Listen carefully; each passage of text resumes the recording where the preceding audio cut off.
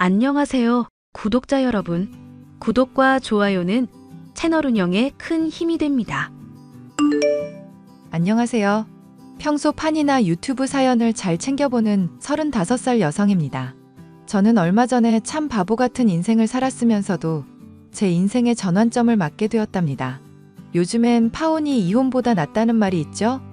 점점 그 말을 실감하면서 사는 중이거든요. 아무리 인식이 많이 개선되었다고는 하나 이혼녀라는 타이틀은 제 인생에 있어서 오점이 되어버렸어요. 딱히 혼인신고를 하지 않아서 이혼을 했다고는 할 순 없겠지만 남들이 다 아는 사이였으니 결혼했다가 이혼한 거나 마찬가지겠죠 뭐. 사연을 써내려가면서 편의상 남편이라고 지칭하겠습니다. 저는 20대 초반에 카페 아르바이트를 하며 남편을 만났습니다. 남편은 저보다 6살이나 많은 연상이었고 군대를 다녀와 취업 준비에 한창이던 취준생이었죠. 당시만 해도 취업이 하늘의 별따기라는 말이 있었는데요. 그만큼 취업난이 장기화되면서 고통받는 젊은 청년들이 늘어났죠. 남편도 그 중에 한 명이었습니다. 자기야, 이번에 면접 볼 때 입을 정장 좀 사게 돈 좀 보내줘. 응? 지난달에 산 건 어쩌고? 이제 계절도 바뀔 때 됐고 솔직히 유행도 지났고 왠지 새 옷 입으면 기분도 좋아지고 면접도 잘 볼 수 있을 것 같단 말야. 그건 그렇지. 내가 지금 계좌로 50만 원 보낼 테니까 확인해봐. 오케이, 확인했어. 역시 자기밖에 없다니까. 그나저나 이번 주에 어머님 생신 아니야?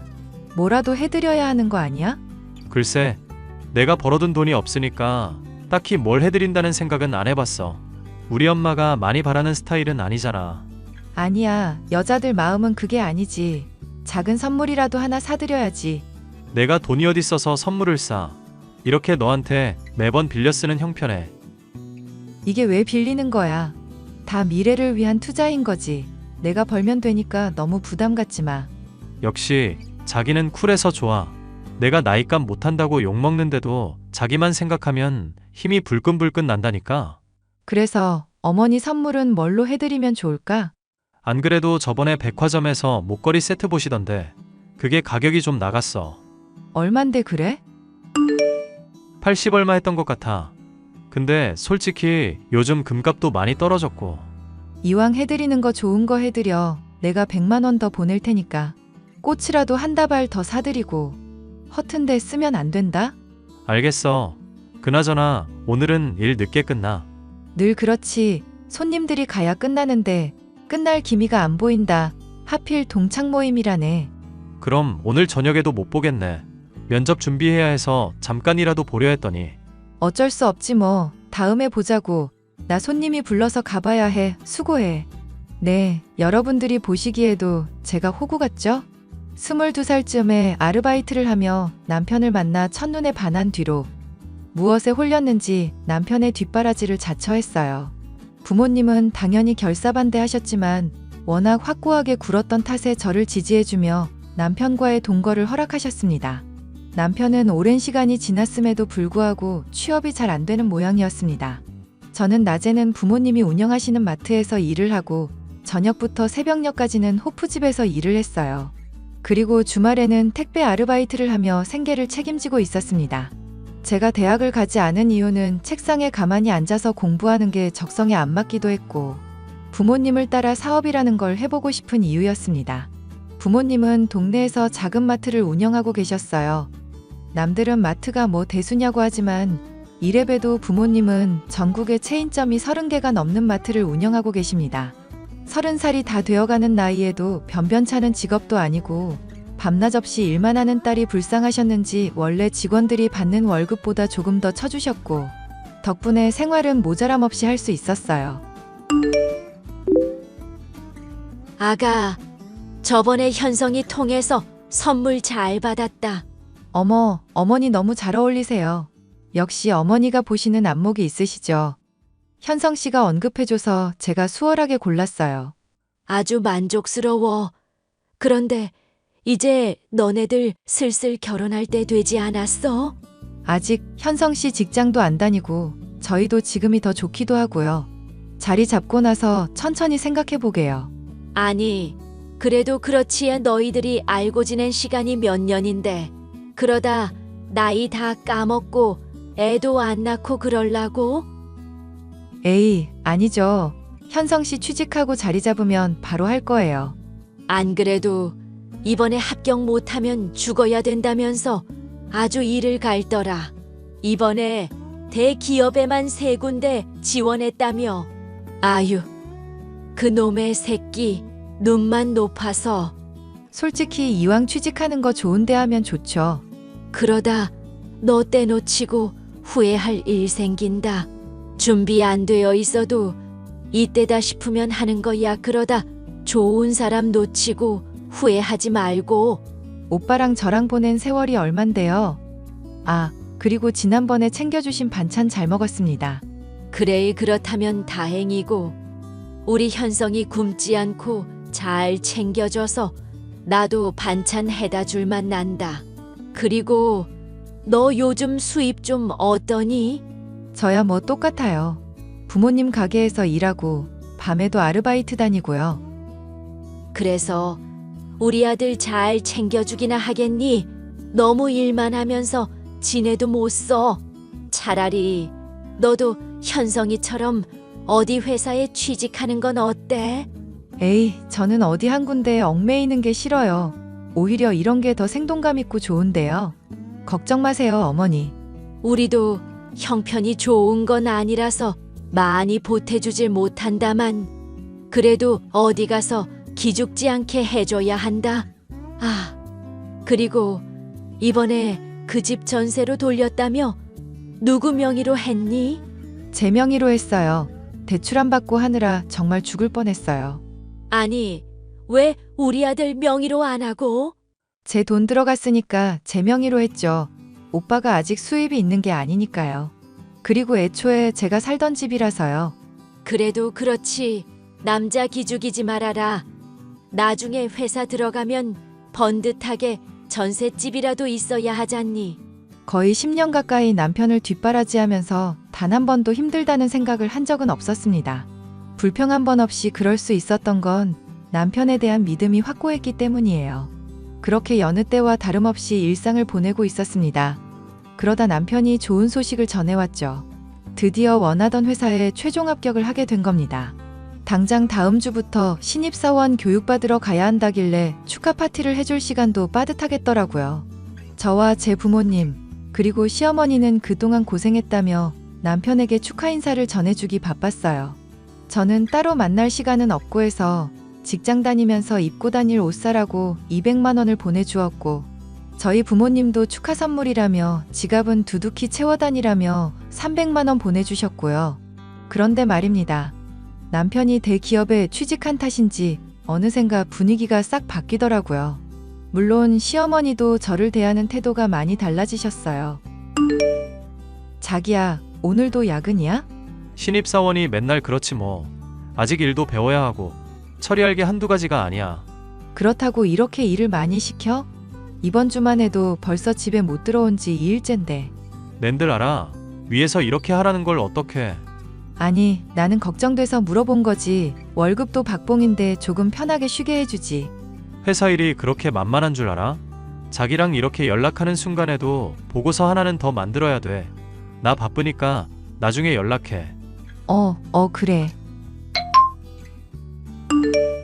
너 지난번에 보약 지으라는 거 지었니? 아니요, 제가 깜빡했네요. 아니, 너는 깜빡할 걸 깜빡해야지. 우리 아들 먹일 건데 그렇게 소홀하면 어떡해? 죄송해요. 제가 일이 바빠서 깜빡했어요. 오늘 가서 바로 맞출게요. 쯧쯧. 젊은 게 벌써 그러면 되니? 그리고 내가 지난번에 집에 가보니까 살림이 아주 개판이더구나.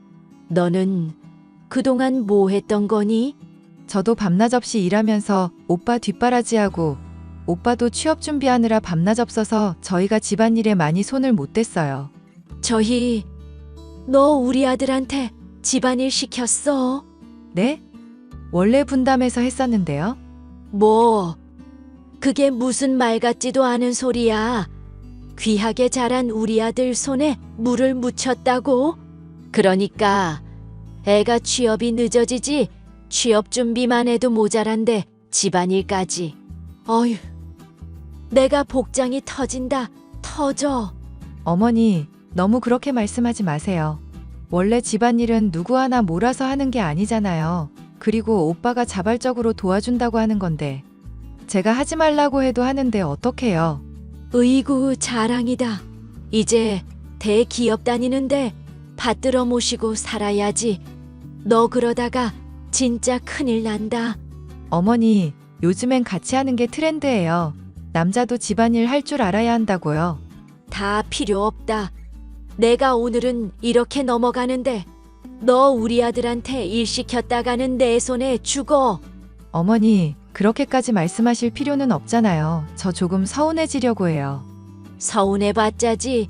니까지 께 대기업 다니는 우리 아들이랑 비교나 되냐? 너네 집안은 또 어떻고? 어머니, 왜 저희 집까지 걸고 넘어지세요? 저희 집이 뭐 어때서요? 너네 집 동네 구멍가게나 운영하잖니? 저 시내에 있는 대형마트도 아니고 고작 구멍가게인데 그거 갖고 유세 부리는 거냐? 왜 그렇게 말씀하시느냐고요? 어머님이 생각하시는 구멍가게가 무슨 수준인지 모르겠지만 저희 규모 나름 크거든요. 규모만 크면 뭐하냐? 사람들이 브랜드 찾는 게 다 이유가 있는 거야. 넌 아직 인생을 헛살아서 모르는 게 많은 거다. 시어머니는 대놓고 저희 친정을 깔보고 무시하기 시작하셨습니다. 이때 진작에 알아차리고 파혼했어야 했는데 사는 게 바쁘다는 이유로 그러지도 못했네요. 남편이 어렵사리 늦은 나이에 취직해서 사회생활을 한다는 게 어려운 일이었기에 저는 남편을 무조건적으로 이해했습니다. 하지만 그럼에도 불구하고 시어머니의 무시는 계속되었고 남편의 잦은 외박과 출장에 오히려 제가 의구심을 갖게 되었죠. 하지만 얼마 가지 않아 그 이유를 알게 되었습니다. 저는 그동안 제 인생을 무시당한 것 같아 무척 기분이 더러웠습니다. 안녕하세요. 한아름 씨 되시죠? 네, 그런데요? 누구시죠? 저는 현성 씨랑 교제 중인 김현경이라고 합니다. 뭐라고요? 누구랑 뭘 해요? 말귀를 한 번에 못 알아들으시네. 현성 씨랑 교제 중이라고요. 결혼을 전제로. 아, 그러세요? 지금 무슨 소리를 하시는 건지 도통 이해가 가질 않네요. 현성 씨가 말을 못하고 질질 끄는 것 같아서 내가 대신 이야기하려고요. 네, 말씀해보세요. 까놓고 말할게요. 현성 씨랑 헤어지세요. 그쪽이 뭔데 헤어지라 말아예요? 우리 같이 산지 5년도 더 됐거든요. 그게 왜요? 남녀가 동거도 할 수 있고 난 이해해요. 어차피 진짜 결혼한 것도 아니잖아요. 이렇게 예민하게 굴 일인가? 예민? 지금 그런 단어 쓰는 게 적절치는 않을 텐데. 아, 아니면 현성 씨 뒷바라지 하면서 쓴 돈들 때문에? 그 돈이라면 얼마든지 줄게요. 뭐 대충 5천만 원은 되나요? 이것도 후하게 쳐준 거예요. 어이가 없네. 지금 그쪽 실수하는 거예요. 아니, 실수는 그쪽이 하는 거야. 주제도 모르고 들러붙을 생각이나 하고. 현성 씨랑 이미 이야기 다 끝냈어요. 그러니까 미련 없이 헤어져요. 어머니, 이 여자가 말을 안 듣는데요? 세아가 이게 무슨 일이니? 어머니, 새아가라고 하셨어요? 그래, 우리 며느리 될 사람이란다. 그동안 현성이 뒷바라지 해주느라 고생했다. 이제 그만 헤어져 주렴. 어떻게 저한테 이러실 수 있으세요? 우리 아들이 대기업에 떡하니 취직했다지? 그럼 이제 너랑은 볼 일 없는 거 아니니? 그게 무슨 말씀이세요? 중소기업 같은 동네 구멍가게에서 일하는 며느리 필요 없다. 직업도 없는 너 따위 필요 없으니 헤어지거라. 그 코딱지만한 가게에서 뭘 한다고 그러니? 생활비나 벌 수 있니? 너무 하시네요. 그동안 제가 현성 씨한테 어떻게 했는데. 그러니 헤어지라는 소리다. 어울리지 않는 자리에서 발버둥 대지 말고 사람은 분수에 맞게 살아야 하는 거야. 네, 잘 알겠습니다. 말이 잘 통하니 다행이구나. 세아가 말했던 돈은 보냈니? 아니요. 지금 보낼게요. 받았지.